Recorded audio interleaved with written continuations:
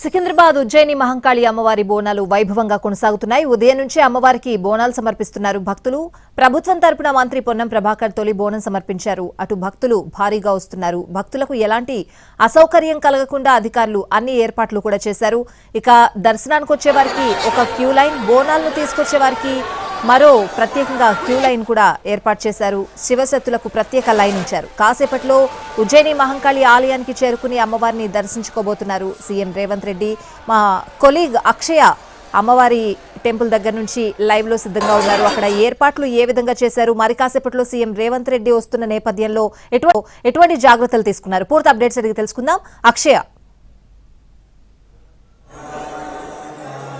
ఏ స్వాతి, మీరు అన్నట్టుగా నిజంగా ఇక్కడ ఫుల్ సెక్యూరిటీ టైట్ చేశారని చెప్పుకోవచ్చు. మరి కాసేపట్లో అంటే 8 నుంచి 8:30 గంటల ప్రాంతంలో సీఎం రేవంత్ రెడ్డి ఉజ్జయిని మహంకాళి అమ్మవారిని దర్శించుకోవడానికి రాబోతున్నారు.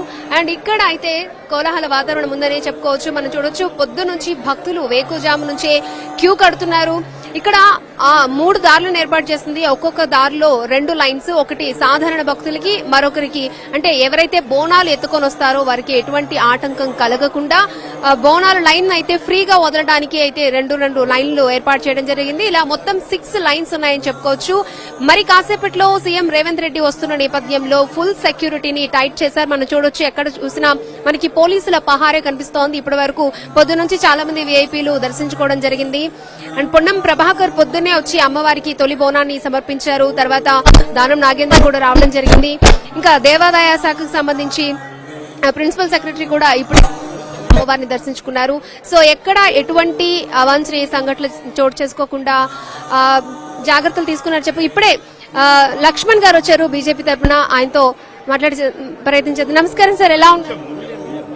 అమ్మవారి దర్శనం ఇప్పుడే పూర్తయింది, చాలా బాగా జరిగింది.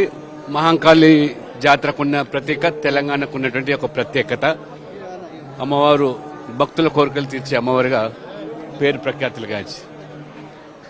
సో అమ్మవారిని దర్శించుకుని ఇప్పుడే లక్ష్మణ్ గారు రావడం జరిగింది. సో ప్రతి ఒక్కరు కూడా క్యూ కడుతున్నారని చెప్పుకోవచ్చు, వీఐపీలు అందరూ కూడా.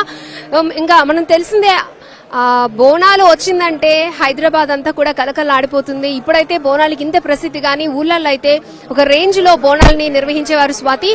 అండ్ ఇక్కడ అంటే ప్రతి ఆడపడుచు కూడా పుట్టింటికి చేరుకుంటుంది. అలాగే పుట్టింటికి వచ్చిన ఆడపిల్లని కూడా అమ్మవారి అంటే ఒక అమ్మవారి మా ఇంటికి వచ్చింది అన్నట్టుగా ప్రతి ఒక్కరూ భావిస్తూ ఉంటారని చెప్పుకోవచ్చు.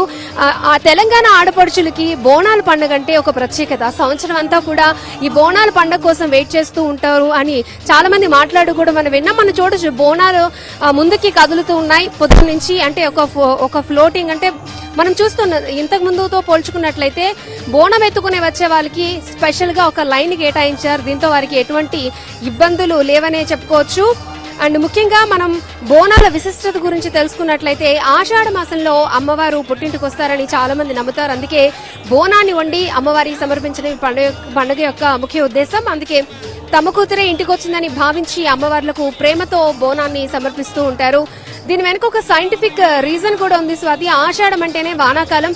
ఈ వానాకాలంలో ఏవేవో రోగాలు వస్తూ ఉంటాయి, అవన్నీ రాకుండా మా పిల్లల్ని సల్లంగా చూడాలి అంటూ కూడా అమ్మవారిని కోరేందుకు ఈ బోనాన్ని సమర్పిస్తూ ఉంటారు. బోనంలో భాగంగా మట్టి కుండ చుట్టూ పసుపు పూస్తారు, అలాగే వేపాకులు కడతారు. ఇలా చేయడం వల్ల బ్యాక్టీరియా, వైరస్లు నాశనం అవుతామని చెప్తూ ఉంటారన్నమాట. సో ఇదంతా కూడా ఒక సైంటిఫిక్ రీజన్ గా చెప్తూ ఉంటారు.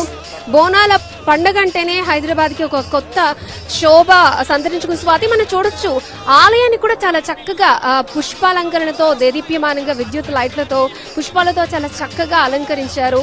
ఆలయం లోపల కూడా ప్రత్యేక పూజలు కూడా చేస్తూ ఉన్నారు. మరి కాసేపట్లో 8:30 గంటల ప్రాంతంలో సీఎం రేవంత్ రెడ్డి వస్తున్న నేపథ్యంలో పోలీసులు మరింత టైట్ సెక్యూరిటీ చేశారు స్వాతి.